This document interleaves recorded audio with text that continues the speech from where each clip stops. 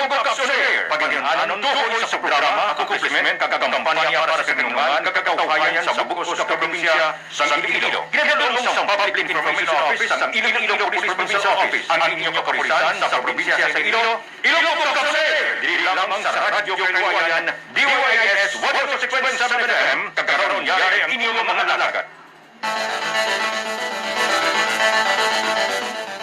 Good morning Santa Barbara, good morning Iloilo. Welcome sa ikatatlong episode sang Ilonggo Cups on Air nga ginadulong sa inyo sang Iloilo Police Provincial Office.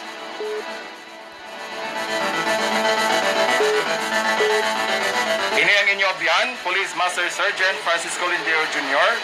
Makaupo ninyo sa isa ka oras kag tunga sa pagpatpat sa mga talagko kag latest nga mga updates sa programa kag proyekto sang kapulisan ilabi na gid diri sa probinsya sang Iloilo.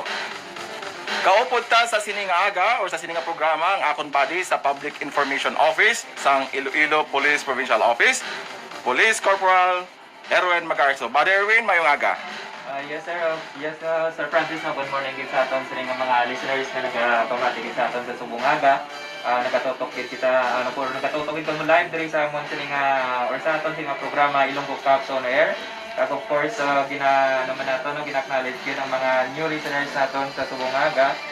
May dayad din nga aga sa inyo tanan, nagahari tungkol subong nagatutok sa Radyo Kaywayan DYIS 106.7 FM. Kag of course makitaan man kita live via Facebook page nato sa Iloilo Police Provincial Office kag sa Radyo Kahilwayan gid mismo nga page.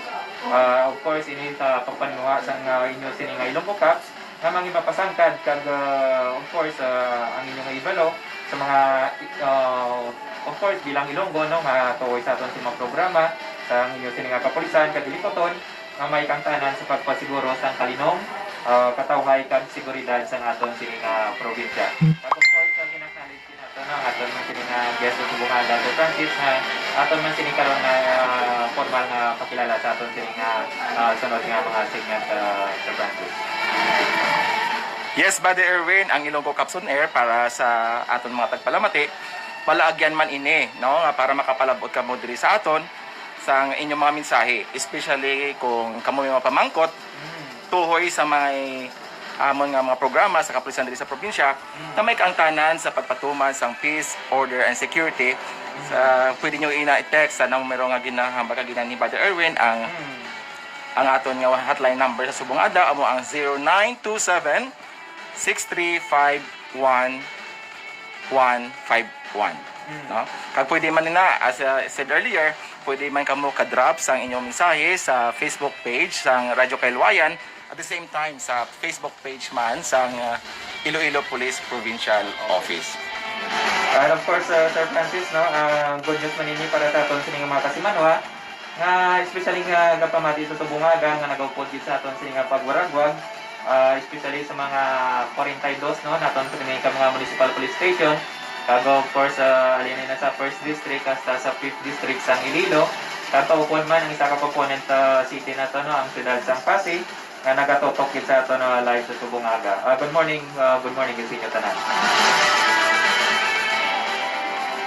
As said earlier, manging kaupod naton diri sa studio ang Chief of Police ang New Lucena Municipal Police Station. Agud aton hibaloon Body Erwin ang mga programa kag accomplishments ang ila pagpatuman para sa kalinungan kag katawhayan sa banwa sang New Lucena. Of course, sa aton segment sa Santa Barbara in Focus, upda naman kita sa Chief of Police sa Santa Barbara para ipatpatman ang mga kampanya sang aton kapulisan diri sa Santa Barbara, especially sa pagpatuman sa mga traffic laws